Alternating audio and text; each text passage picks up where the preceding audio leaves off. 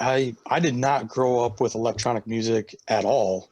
I was much more into rock music, pop, rap, and then I think as I'm like looking back in my history of favorite original like electronic songs, I think Empire of the Sun, that song Alive, was on FIFA 2008 or 9 maybe. And I like love that song, and FIFA would draw songs from all over the world, which was cool. And it just sticks in my mind because when we went to EDC in Chicago, we saw Empire of the Sun, and I was like, whoa, I've heard this song like my whole life. This is so crazy. And it's not even a big song. I don't think it would be considered very popular, but my introduction into electronic music 100% developed from my friendship with Harman, where we became friends working together at a place that Devin and I became friends, or the three of us all started interning at. And then our friendship, Harman and I, turned into, and DP, of course, turned into a roommateship that lasted for a while. And through that friendship, you guys just kind of turned me onto a whole new world that you guys weren't even a part of for a little while there, right? Where you guys like weren't in the rave scene for a little bit, and then it all kind of like started back up. No, I kind of like got out of the scene, but my old rave crew from Energy Thursdays, they were still well and alive in the scene, like they never left the scene. So I remember them telling me one day to go to this Tiesto concert, which I never was able to make it to, but then they're like, hey, EDC, like, that's when I learned about EDC. This was probably like 2009, I want to say, maybe 2008. I didn't go to EDC at that point, but that's when it was introduced to me, like, hey, if you really want to like go to a proper rave, like EDC is a place to go, right? And then 2013 rolled along, and sure enough, EDC was in Chicago, and I was like, I just remember my friends telling me, like, if there's a festival you're gonna go to, it's EDC. So my first music festival was EDC, and I think for a lot of other people in our group, that was like the intro to a festival, not just a concert, not just a club, but a festival. And I think I speak for everyone, like, it just blew our minds, right? And that was like the thing that opened Pandora's box and ultimately turned us into EVT, and hence EDC Chicago 2013. Right? So digging it. I don't know if I'm getting the date right, but was EDC 2013 in Chicago? Yep. Was that the first like? So first historical prehistoric version of EVT? It's interesting you asked that, because that's one of the most interesting aspects of like before we met each other, that so many people went to that event, but we were all individually like in our silos still, and we didn't know each other yet. There was a little crossover. So some of us knew each other, but like others didn't. And a lot of people were at that event, but we weren't quite hanging out yet. Yeah, we weren't together. Yeah. So we weren't together. So when would you say it was together? Was it 2016 EDC Chicago? February 15. Yeah, February. And then that whole summer of 15, it was a very, very, very fun summer.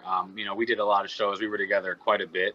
And that really solidified it. We were all kind of in a one frame mind. I mean, looking back even now, it's just wild. So, but I mean, was those bonds and friendships were like, again, these are like my best friends in the world. And it's because like, you know, kind of what the group I think can offer to people, in the sense that, like for me, I think when I realized that the group was like my tribe, is people think I'm really extroverted, but I'm not. I'm pretty introverted, and my friends can tell you I really need to recharge and stuff. But when I'm around this group, because I feel so like at home and at peace, like I'm able to just fully be like myself, which is a lot more like silly and kind of extroverted, honestly. And so if that doesn't speak to like the kind of encouragement to try things and like share, which I think again is like super rare in this world and like the way people connect. So take all that, baby. I don't know where people want to take it. which one of those tangent trains? It seems like before you guys all got together in 2015, you guys were part of different communities and stuff. Mm-hmm. And I'm assuming that it's the relationships, the bonds, and the positivity and the encouragement from each other that have made you chose to be in or make this your primary community, your primary family, right? Totally. And that, like, where we were talking at EDC, we were siloed, and I remember being there like one day with Harman and his crew at the time, and linking up with Devin and with Hillary and the Stopas, and like that was two unrelated groups, and I think I even came with a different group. Kevin and Anna were there, and we just continued from there to kind of grow. You're like, hey, bye. Yeah, I found my friends. Yeah. Dev, do you remember that when we linked up? You were like, Yeah. "Yo, come Under the chill with daisy. me." Yeah, Under the daisy. We're like under the we could not find each other, and this daisy's 500 feet tall. You know what I mean? That was like, our there's old school, that was our Nobody can fit zipper. the daisy. That was our zipper. that was our zipper. Yeah. But it like moved, so it'd be Oh, Because it was like, Yeah. always moving around, and like you'd be under it, but then it would be over here. And you're like, "No, man, I'm under it," and texts weren't going through because we were at Chicagoland Speedway, which is a NASCAR track, and we were in the infield of that. Yeah, that shit was wild. There's so many people there too, so like Crazy. service isn't working, phones aren't working, right? All Yes, that. that was crazy. What's also crazy is the group that Kevin was with. When I went to my first camping festival, which was Tomorrow World, I went with the people that he was with at EDC Chicago. And so that's when I was like, yo, who else do I not know who's from this group that I haven't met? And they were like, oh, Kevin and Anna, they go to shows like every weekend. Yeah, they're really fun. Love them. And, here we are. So this was 14? Like, this was 13. 13. Yeah. It was also my music festival, EDC Chicago. So for a lot. Likewise. I think it was all- Wait, so EDC Chicago 2013 was your first first festival? First EDM festival? Same. Yeah. Yeah. Same? Same. I think for like a lot of us in the group too, like even from that EDC Vegas documentary, like I think in the beginning, everyone's like EDC Chicago was first festival, and Oh, that's right. That was Yeah. everybody was like, that was kind of like the staple that started it, and that's where inspired us to do Tomorrow World 2014 the following year, because we see this video for Tomorrow World, like, whoa, what is this? EDC was awesome, and got canceled the following year, so glad we all get to experience the one of one EDC Chicago's. Because it rained, right?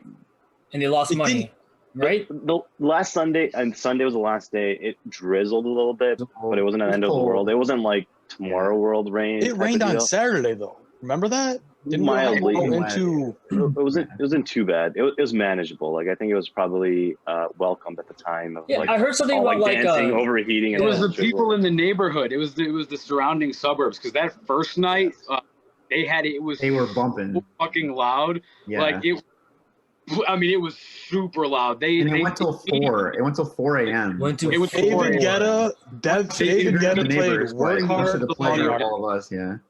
They got so many calls from miles and miles away, miles and miles, because it's like flat out there. So I mean, Wow. people, so like they literally made it quieter for the rest of the weekend, and then there were just so many complaints that they decided not to bring it back, even though it made millions of dollars. It was profitable, but they just didn't city feel too.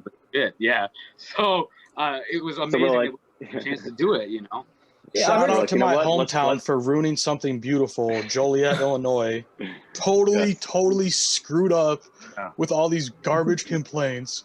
Brought in over $100 million to the community. Yeah, And there was a 4-year contract, and they canceled. the concert. Going from Trans Thursdays, Yeah. Data Life, these just Yep. one stage, one DJ, one headliner shows, Yep. to something so massive. Like It was- what was it? Describe your experience. It was legend. For us, Anna and I were actually there by ourselves. We didn't even really have a crew at the point. She and I lived in Columbus, Ohio.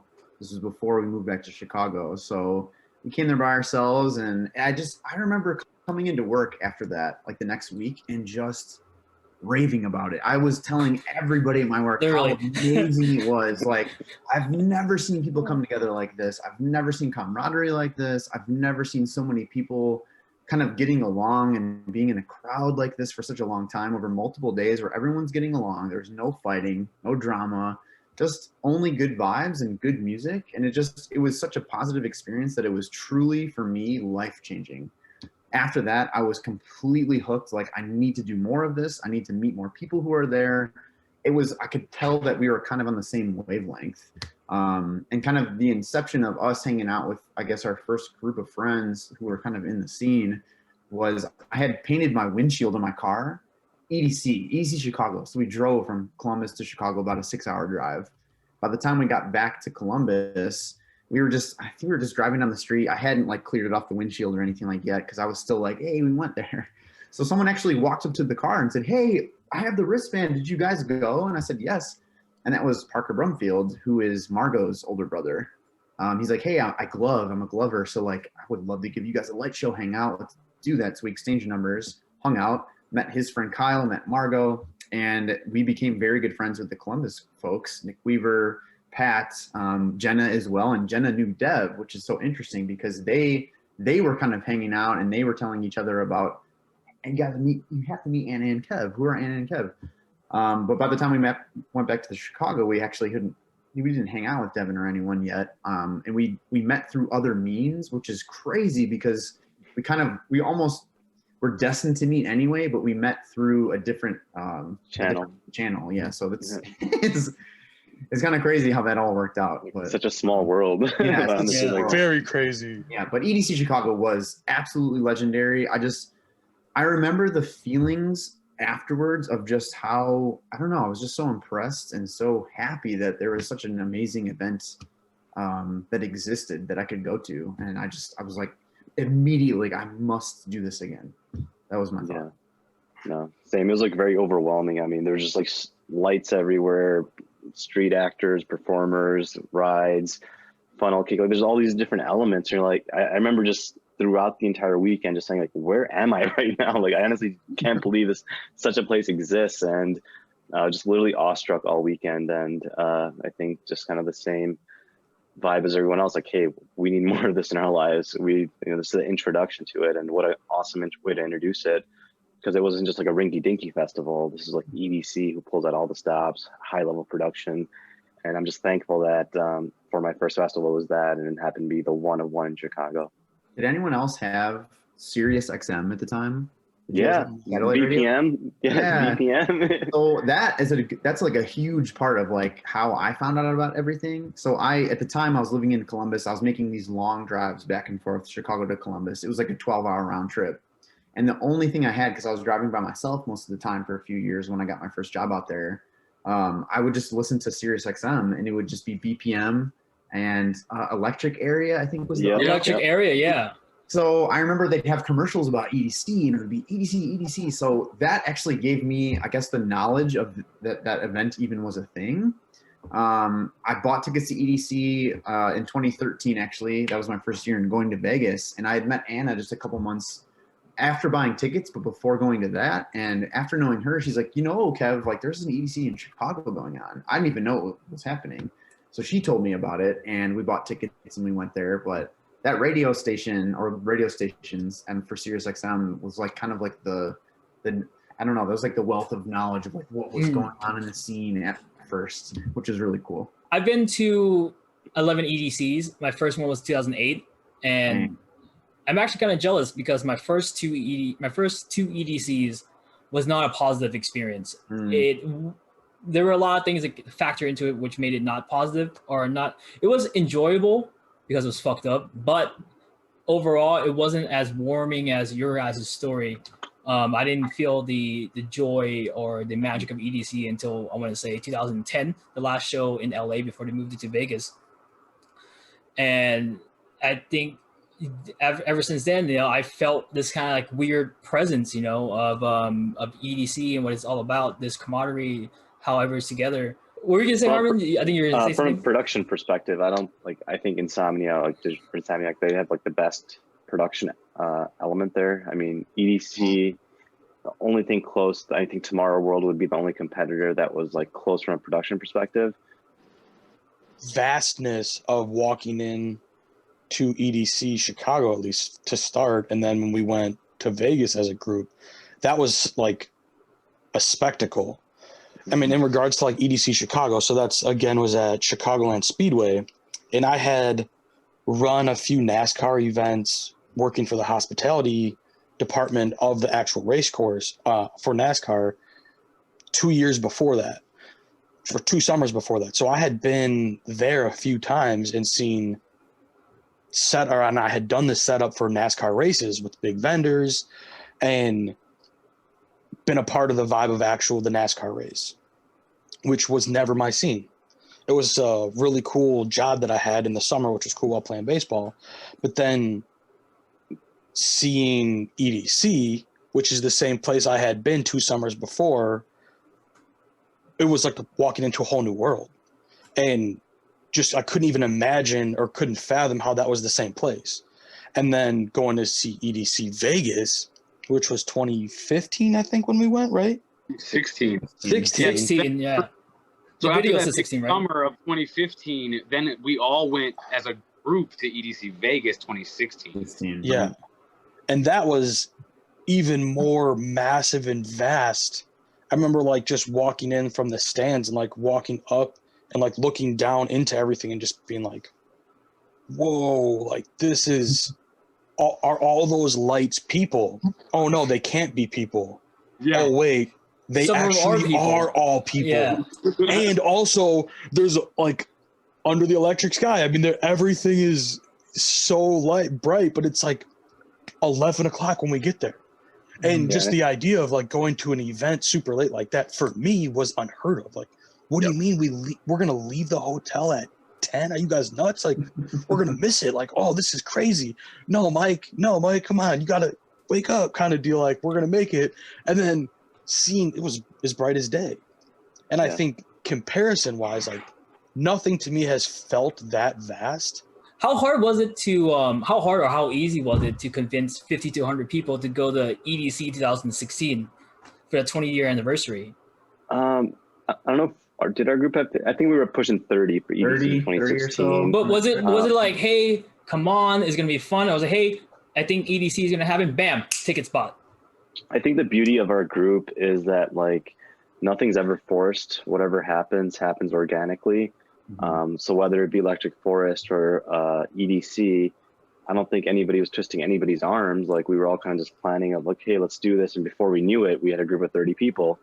And that's obviously Zipper Scott was there with, or blanking on the name. Where do we say? Cosmopolitan. So Zipper Scott was already staying in the Cosmos. So we were like, hey, well, we'll jump on that bandwagon right and come stay with you guys. But I think the beauty of like anything we've done is one, it's like impossible to predict that this could have happened, but it all happened organically, whether it's EDC or Electric Forest. The right cards just fell into place. That did catch like fire though, right? So like when we started talking about it seriously, I don't know if we had nearly up to that, even close to 30 people point. It was like, hey, okay, we're going to go. And I don't know who the jump off. I actually believe it was you, Harman, the jump off part. And then we started coordinating once we got a little bit of traction going, we were communicating with Nicole Handy, and she had shared with us that y'all had a big group up there that staying at the Cosmo, and there was group rates. And she's like, oh, if you're going to go, you guys got to jump on this group rate. And then from there, it caught like even more wildfire. And while our group maybe been in that 30 range, I mean, we had friends and homies that traveled worldwide to come to that EDC Vegas, that 20-year anniversary. I mean, those, like, we had friends come from the UK. Oh, wow. That was insane. And that, I mean, was truly amazing. Not just that they came, but that we got to see those guys for the first time in a while. That was so amazing. Yeah, I remember one thing very serendipitous. Lance Blair arrives to EDC. Somehow he gets there. And, he doesn't have a ticket, but he's going to figure it out. And I'm like, yo, where are you? He says, I'm in the lobby of the Cosmo. I'm like, no way. We had just had somebody say he wasn't going to go. So they cut their wristband off. He cut the wristband off. An hour later, Lance Blair's in the lobby and can now just take this wristband. It's things like that seem to happen, serendipitously. So. Oh yes, totally. I remember that was EDC day 2.5. It was a horrible hangover day. I think for all of us. Yeah, in the video, you guys also had a hangover day for Sunday, right? You guys kept partying into the night. The day, sorry, rally. partying into the day. Is that The Monday, Sunday to rally. Monday? Oh, Sunday, right? No, I thought Yeah. it was Saturday to Sunday. Saturday going into Sunday. Saturday going into rally. Sunday, yeah. Oh, the that's rally. right. Vegas is Blasted so the music damn hot. festival. So hot. Yeah. Yeah, I no, couldn't be out in the sun, so I was sitting in a hot tub because it was covered at least. I remember seeing you in the hot tub. I walked out to the pool, I saw you guys, and I was like, fuck this, I'm going to sleep, and I passed out. I was like, I can't be around anybody right now. I'm hungover / drunk Smart. at the same time. I will never forget that hot tub. Yeah. What was so memorable about the hot tub? I mean, I think the main thing was it was just so extremely hot already. And the reason that we're in a hot tub is because it was the only place that was shaded. Oh, The lifeguards were continuing to check in on us because they were worried about our safety in a 4-foot hot tub. hot tub. Yeah. That was a hot EDC. I remember like walking to day 3 at midnight because of the traffic, and I was just like, fuck. People were dropping like flies. Yeah. It was hot. It was a It hot was It one. hot. was humid as well. Yeah, we brought the humidity from the Midwest. It was the only time it was like humid there. Remember Humid, the Yeah. cab drivers kept telling us like, oh, it's never humid like this. You guys came on a weird weekend. It has been like this in 20 years. And we're like, It's probably Dad, all the remember the anniversary. when we walked to Walgreens to get sunscreen? Yeah. I put on 100 SPF, walked across the street, and I still got sunburn. wow. I'm not kidding either. Yeah. Yeah. He took his hat off and was like, dude, I got sunburned. Man, you guys brought all that passion from Chicago, the EDC. Yeah. Oh, yeah. No, totally. We brought that heat. Brought Yeah. that heat, that Yeah. fire. No, Can but you- I think Sunday was one of my favorite days just because like that whole rally aspect because we were all like dead tired. Like, just, Remember that text, We got back Dev? to the hotel at 9 a.m. right? Like let's rally, and literally. I said, I'm still up. Let's go. Nah. I'm like, hey, Harman's in. Hey, Kev's in. Dev's like, nah. And we all just decided, okay, we're in Vegas. We're here for 7 days, which is far too long. And we decided that we were going to rally, and we stayed. Oh, that was. Be rally. All right. Yeah. Everyone was dancing. And the crazy thing is, this is also one of the first times that Johnny had drank the whole festival. Get turned, man. You guys ever see Johnny turn? That was fucking crazy. Hey, We girl, were- you up? Yeah, And, except all the girls was up. And Damn. that's the thing, all guys too. All the girls were asleep, and obviously Kevin was asleep because he has just beautiful Anna with him. Yeah, so all the rest of us slugs just out there, baking in the yeah. Oh man. Well, you guys walked into EDC Sunday, I think at midnight or something, correct? Probably Okay, after Yes, I know that. that. Yes, those. It was late. It was a late Sounds about right. start. Yeah. Yeah. And in the video you guys were talking about Above and Beyond and that's how you guys walked into it, or that was one of you guys' favorite moments linking up. You guys want to care to elaborate on that moment or give it to us viewers? Yeah, I think, I mean, if memory serves correctly. We were all kind of scattered apart, but then we all met up at Above and Beyond and like, we're like putting hand to hand, a hand on shoulder, hand on backpack, just like, hey, let's all kind of get through this to the crowd. And right when we got in the crowd, I just remember Above and Beyond coming on, and I just remember doing this crazy, like, big-ass group hug. Group That, hug. like That's Johnny's right. Johnny's like, come on, get in the hug, and like Johnny's asking like random strangers, Yeah, the whole everybody else. Yeah. He wanted a crowd hug. I wanted a crowd hug, but thankfully, I mean, we got at least the EVT hug out of it, and that was just like such a memorable moment Harman. and experience. It was thousands. Thousands, it was 1,000 Thousands. hugs. Yeah. Because we gotta tell that because Johnny says that I was like EVT only trying to knock it out, but I'm looking at Johnny talking to people and I'm seeing their eyes and they do not want a crowd hug. So I'm like, Yeah. it's hard for people like, oh no, and Oh man. Come hug us right now. This is Get life, Get over here. life pre-COVID, bro. yeah, Yeah. totally. People were Yeah. still not about that crowd hug pre-COVID. Yeah. Unfortunately.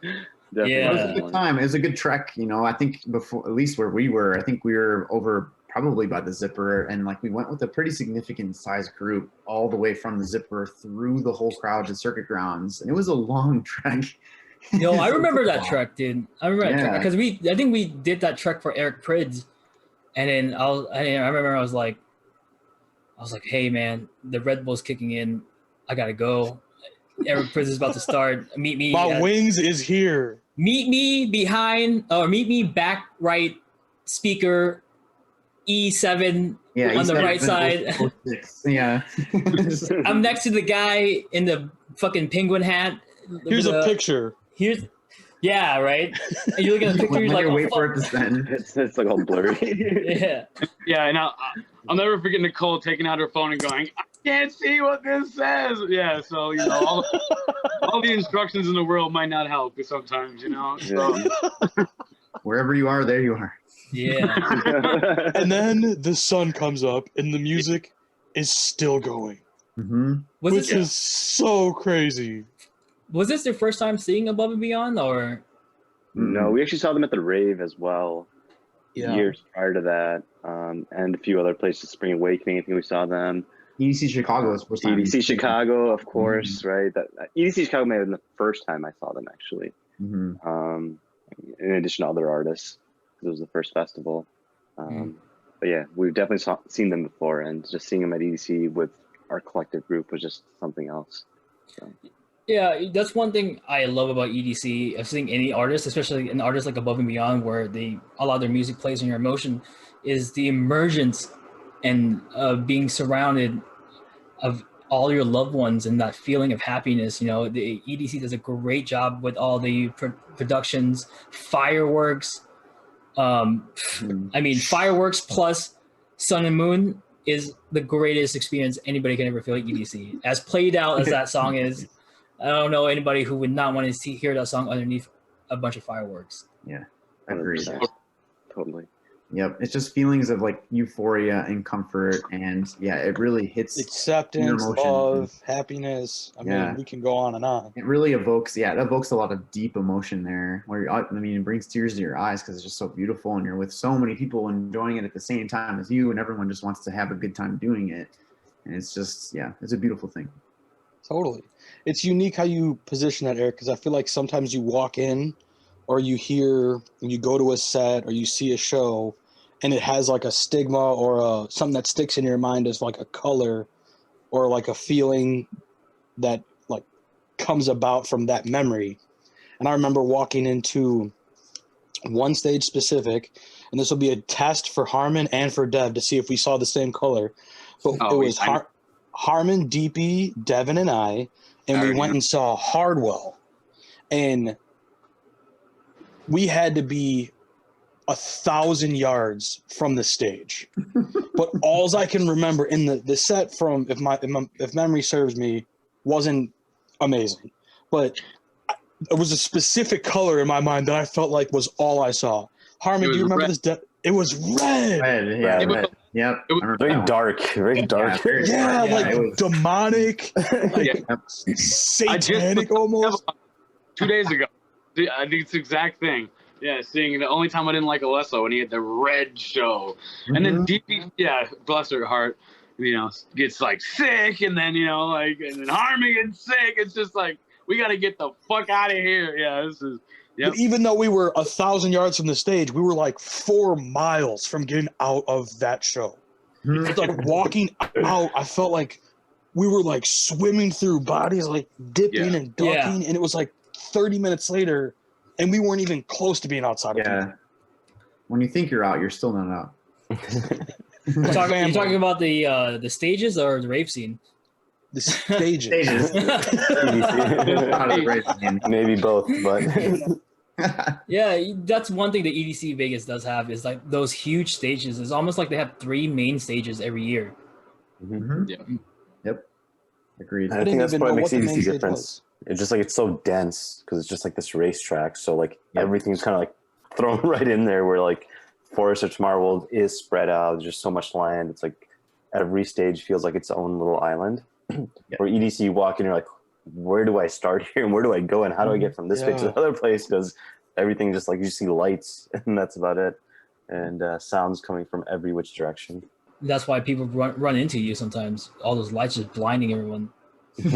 No, totally. And the water bottles, dude. Don't forget about the fucking water bottles, man. that people trip over. I hate them so much. Thousands. I've seen so many people roll their ankles on those water bottles. Yeah. It's That's the bros. It's a sea of litter. Yeah. You gotta get through. No good. yeah, man. That's why Forest was cool when they would play those songs at the end of the night, beginning of the morning. Prize to card. clean up. Prize Prize card. card. Yeah. Mhm.